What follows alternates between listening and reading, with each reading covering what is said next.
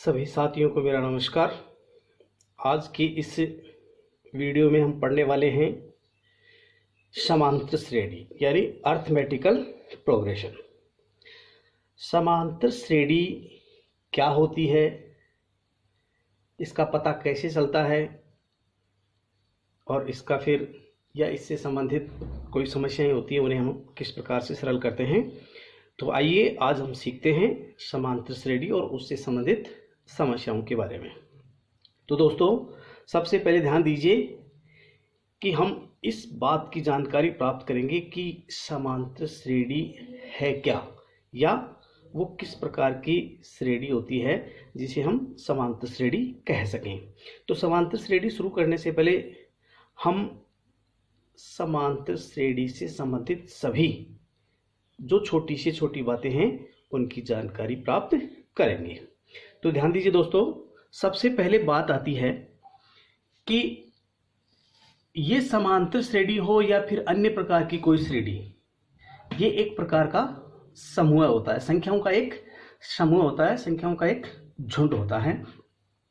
और उस झुंड में से हमें ये छांट करके पता लगाना होता है कि इनमें से ये समांतर श्रेणी है, ये गुणोत्तर श्रेणी है, ये हरात्मक श्रेणी है। इस प्रकार से श्रेणियां अलग अलग प्रकार की होती हैं, तो उनके बारे में हम पृथक पृथक जानकारी प्राप्त करेंगे और क्रमवार करते रहेंगे। तो ध्यान दीजिए, यहाँ पर सबसे पहले बात आती है संख्याओं के समूह की। और संख्याओं के समूह से संबंधित इसकी डेफिनेशन यदि हम पढ़ना चाहें या देखना चाहें तो वो होती है कि ये विभिन्न संख्याओं को अल्प विरामों का प्रयोग करते हुए एक झुंड के रूप में लिखना संख्याओं का समूह कहलाता है। जैसे दोस्तों, यहाँ मैंने उदाहरण के तौर पर 3 उदाहरण लिख रखे हैं, 1, 5, 6, 9, 15। ये आगे एंड सॉन लगा रखा है, यानी इस श्रृंखला का अंत नहीं हो रहा है। दूसरा पार्ट है, इसमें भी बहुत सारी संख्याएं लिखी हुई हैं, लेकिन इसमें अंतिम संख्या का हमें पता है। इसी प्रकार है प्राकृत संख्याओं का समूह जिसको अपन नेचुरल नंबर कहते हैं, पूर्ण संख्याओं का समूह है जिसको हम होल नंबर कहते हैं, पूर्णांकों का समुच्चय जो इंटीजर होता है, या परिमेय संख्याओं का समुच्चय जो क्यू होता है। इस प्रकार के जो भी सभी समूह होते हैं ये वाले, ये सभी समूह कहलाते हैं, क्योंकि ये संख्याओं को एक झुंड के रूप में लिखे हुए अल्प विरामों का प्रयोग करते हुए लिखे गए हैं। तो इस प्रकार की सभी झुंड समूह कहलाते हैं। अब ध्यान दीजिए दोस्तों, जब हमें संख्याओं का समूह पता चल जाता है तो संख्या के समूह में से हम फिर एक शब्द निकालते हैं कि इस समूह में से हम अनुक्रम किसे कह सके। ध्यान दीजिए दोस्तों, यहां पर लिख रखा है अनुक्रम।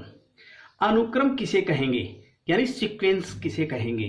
तो सबसे पहले हम अनुक्रम के बारे में जानकारी प्राप्त करते हैं कि ये एक संख्याओं का समूह होता है, लेकिन उसे हम अनुक्रम कब कहेंगे, इसकी परिभाषा यहां दी गई है।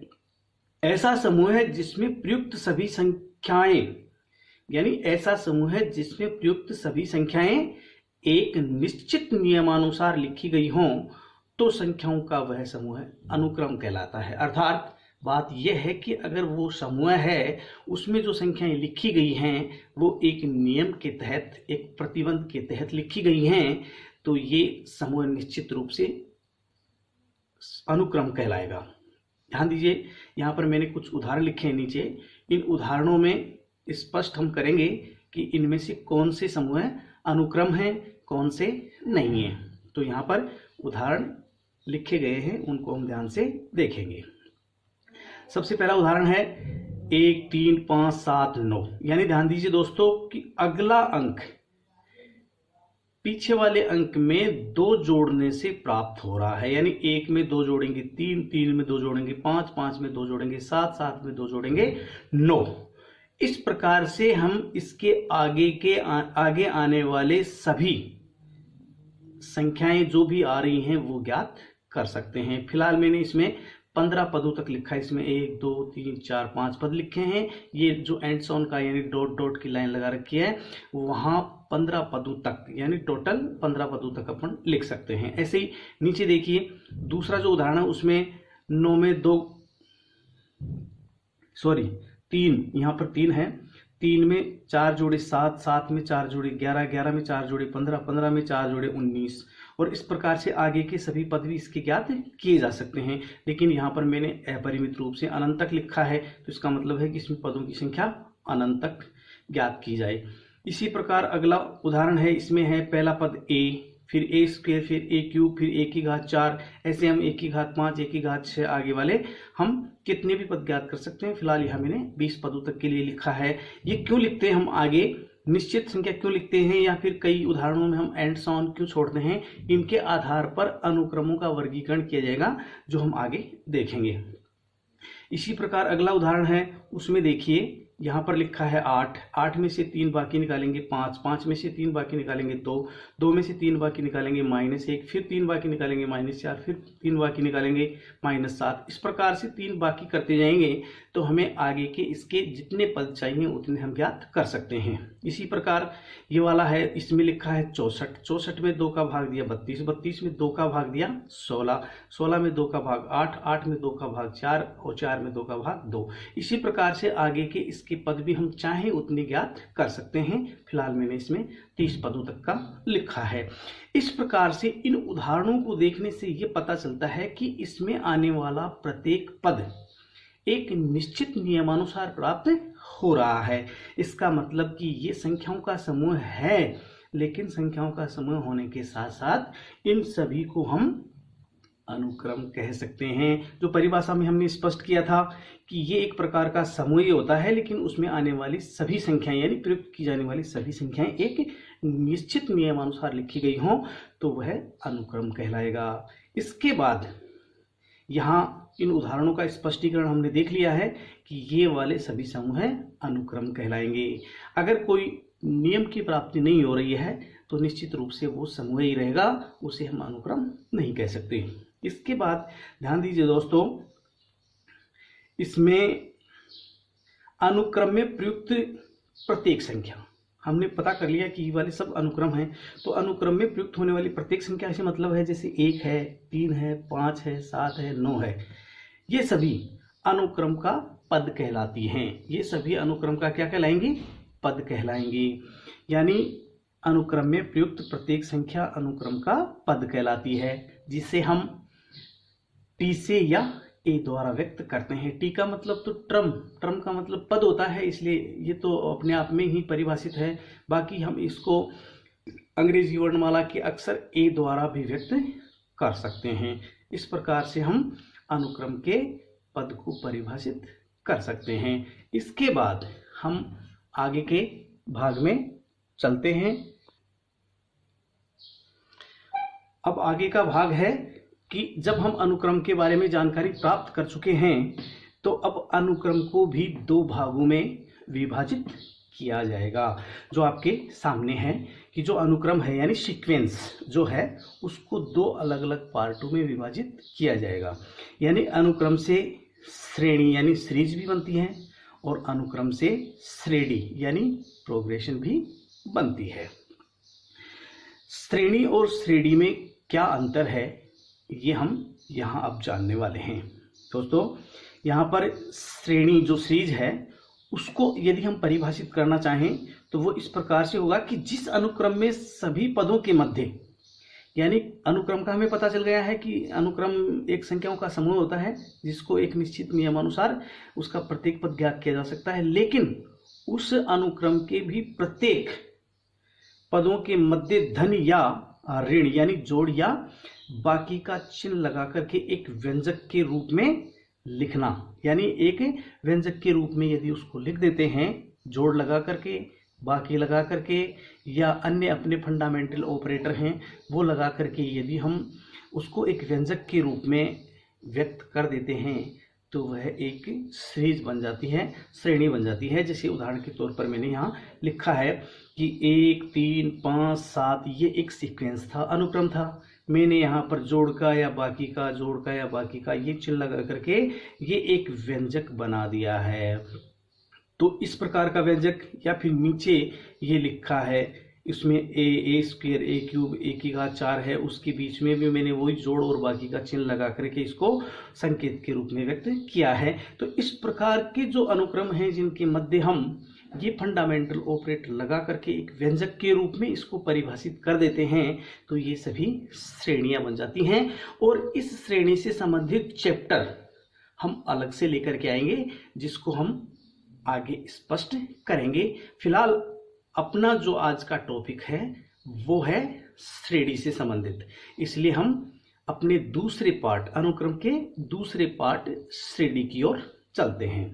ध्यान दो दोस्तों, श्रेणी के अलावा दूसरा पार्ट श्रेणी है यानी प्रोग्रेशन है, तो उसी अनुक्रम को हम श्रेणी कब कह सकते हैं, ये ध्यान देने की बात है। यानी यदि हम इसकी भी परिभाषा देखना चाहें तो यहां स्पष्ट रूप से लिखी है, जो मैं पढ़ करके बता देता हूं।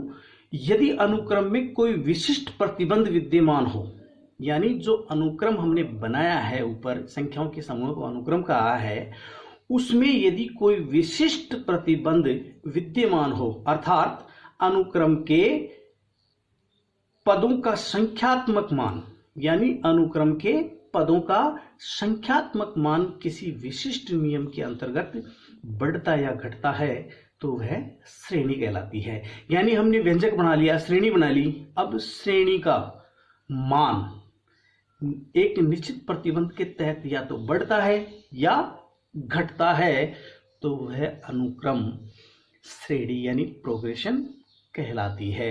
अर्थात हम उस अनुक्रम का पदों का मान निकाल सकते हैं, जो कि एक नियम के तहत निकल सकता है। तो इस प्रकार के अनुक्रम श्रेणी कहलाएंगे। अब ध्यान दो दोस्तों, ऊपर हमने बात की थी कि अनुक्रम को भी हम जो and so on dot dot लगा करके व्यक्त कर रहे हैं, या आगे अनुक्रम के निश्चित पदों की संख्या लिख रहे हैं, उसके आधार पर सीक्वेंस को दो भागों में विभाजित किया गया है, जो यहाँ पर स्पष्ट किया गया है। अनुक्रम के प्रकार यानी टाइप्स ऑफ सीक्वेंस। ध्यान दो दोस्तों, अनुक्रम में मैंने दो चीजें लिखी थी। एक तो यहाँ देखो दोस्तों, ये एक अनुक्रम लिखा है और उसके आगे मैंने यहाँ पर 11 पदों तक यानी एक पदों की संख्या को निश्चित कर दिया है। और आगे हम कई उदाहरण ऐसे देखते आए हैं, ऊपर देखें हमने, जिनमें आगे निश्चित पदों की संख्या व्यक्त नहीं की थी। तो उनके आधार पर अनुक्रम को दो भागों में विभाजित किया गया है। पहला है परिमित अनुक्रम यानी फाइनाइट सीक्वेंस। फाइनाइट सीक्वेंस किसे कहेंगे? जिस अनुक्रम में पदों की संख्या निश्चित होती है वह परिमित अनुक्रम कहलाता है। यानी जैसे आगे लिख दी 11 पद लिख दिए, इस अनुक्रम में हमने यहाँ 20 पद लिख दिए, ऐसे यानी पदों की संख्या इनमें निश्चित हो गई है, तो ये सभी अनुक्रम निश्चित अनुक्रम कहलाते हैं। और जिनमें यहाँ पदों की संख्या निश्चित नहीं होती है तो उसको हम दूसरे प्रकार का अनुक्रम यानी अपरिमित अनुक्रम के रूप में परिभाषित कर देते हैं। इसमें भी यदि हम देखना चाहें तो देख लीजिए, जिस अनुक्रम में पदों की संख्या निश्चित नहीं होती है तो वह अपरिमित अनुक्रम कहलाता है। अर्थात अनुक्रम के आगे एंड सो ऑन के आगे निश्चित पदों की संख्या व्यक्त नहीं करते हैं। और ध्यान दीजिए दोस्तों, यहाँ पर हम अनुक्रम को किस प्रकार से यानी किस सिंबल द्वारा व्यक्त करते हैं, तो ध्यान दो दोस्तों, हम व्यक्त करेंगे किसी भी अनुक्रम को टी लिख करके या फिर ए लिख करके। टी लिखें या ए लिखें तो वो तो होता है अनुक्रम का प्रत्येक पद, और यदि उसको धनु कोष्टक यानी मझले कोष्टक में लिख करके बाहर एन या अंदर की अंदर एन लगा करके व्यक्त करना चाहें तो वह अनुक्रम कहलाएगा। यानी उसको हम अनुक्रम पढ़ते हैं। मझले कोष्टक में ए एन लगा करके या टी एल लगा करके लिखें तो वह अनुक्रम कहलाएगा। इसके बाद दोस्तों, जब हम ये जान चुके हैं कि श्रेणी क्या होती है, तो हम अब श्रेणी के विभाजन के बारे में पढ़ेंगे। अपनी श्रेणी जो है यानी प्रोग्रेशन, उसको भी अब 3 भागों में विभाजित किया गया है, जो आपके सामने प्रस्तुत है। श्रेणी को 3 भागों में विभाजित किस प्रकार से किया गया है, जो यहाँ मैंने आपको लिख करके बताया है। पहला है समांतर श्रेणी, यानी इसको अर्थमेटिकल प्रोग्रेशन बोलते हैं, और इसको शॉर्ट फॉर्म यानी 8p के रूप में लिख देते हैं। इसका दूसरा पार्ट है गुणोत्तर श्रेणी, और गुणोत्तर श्रेणी में इसको ज्योमेट्रिकल प्रोग्रेशन कहते हैं और इसको शॉर्ट में जीपी लिखते हैं। इसी प्रकार इसी श्रेणी का तीसरा पार्ट है हरात्मक श्रेणी, इसको हम अंग्रेजी में हार्मोनिक प्रोग्रेशन कहते हैं और इसको शॉर्ट में हम एचपी लिखते हैं। तो दोस्तों आज के इस वीडियो में हम एक समांतर श्रेणी के टॉपिक से शुरू करके हमने जाना कि ये एक संख्याओं के समूह से शुरू होती है। संख्याओं के समूह को हम अनुक्रम कब कहेंगे ये जानकारी प्राप्त की है, और अनुक्रम कितने प्रकार के होते हैं ये भी हमने देखा है कि अनुक्रम परिमित और अपरिमित दो प्रकार का होता है, और इन दोनों ही प्रकारों का आगे उच्च स्तरीय शिक्षा में अलग अलग अध्ययन किया जाता है और अपना अपना ये महत्व रखते हैं। इसके बाद हमने जब अनुक्रम देख लिया तो अनुक्रम को हम श्रेणी और श्रेणी दो भागों में विभाजित किया है। श्रेणी के बारे में हमने जाना है कि ये एक प्रकार के अनुक्रम में जोड़ और बाकी का चिन्ह लगा करके हम एक व्यंजक के रूप में कन्वर्ट कर देते हैं, और दूसरा है श्रेणी, उसमें हम एक निश्चित यानी विशिष्ट प्रतिबंध के तहत श्रेणी के पदों का मान ज्ञात कर सकते हैं। तो इस प्रकार से हम दो पार्ट श्रेणी और श्रेणी में अनुक्रम को विभाजित किया। लेकिन अपना जो टॉपिक है वो श्रेणी से संबंधित नहीं है। श्रेणी एक अलग चैप्टर है जिसका हम पृथक से अध्ययन करने के लिए मैंने आपको ऊपर बताया था। यहाँ पर हम श्रेणी का अध्ययन करेंगे, इसलिए श्रेणी में यहाँ फिलहाल मैंने आपको बताया कि जब हम अपना टॉपिक शुरू हो रहा है श्रेणी, तो श्रेणी सर्वप्रथम ये देखते हैं कि ये तीन भागों में विभाजित हो रही है, जिसमें पहला समांतर श्रेणी है, दूसरा गुणोत्तर श्रेणी है और तीसरा हरात्मक श्रेणी है। तो दोस्तों यहाँ पर हम इन तीनों ही प्रकारों के बारे में आगे आने वाले वीडियो में पढ़ने वाले हैं, तो मेरे साथ जुड़े रहिए, वीडियो देखते रहिए। हम इन सभी प्रकार की श्रेणियों के बारे में विस्तृत अध्ययन करने वाले हैं और ये जानने वाले हैं कि समांतर श्रेणी क्या है, इसको किस प्रकार से हल किया जाता है, इसका हमारे दैनिक जीवन में क्या उपयोग है या उच्च स्तरीय शिक्षा में इसका क्या उपयोग है। यहाँ तक कि अपने सिलेबस 10th तक के सिलेबस में यहाँ समांतर श्रेणी को रखा गया है, इसलिए हम सबसे पहले समांतर श्रेणी के बारे में संपूर्ण अध्ययन करने वाले हैं।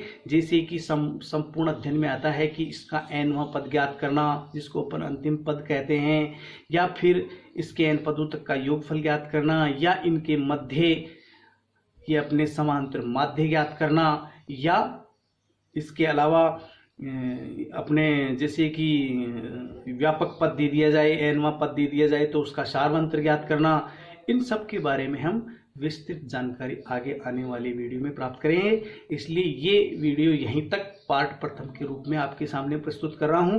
तो दोस्तों यदि वीडियो आपको पसंद आता है, अच्छा लगता है, तो वीडियो को लाइक कीजिए, शेयर कीजिए और चैनल जो है वो सब्सक्राइब कर लीजिए, क्योंकि इस चैनल पर अभी बहुत ही अच्छे और सरल तरीके से बनाए गए वीडियो आने वाले हैं। तो दोस्तों आज के इस वीडियो में इतना ही। जय हिंद, जय भारत।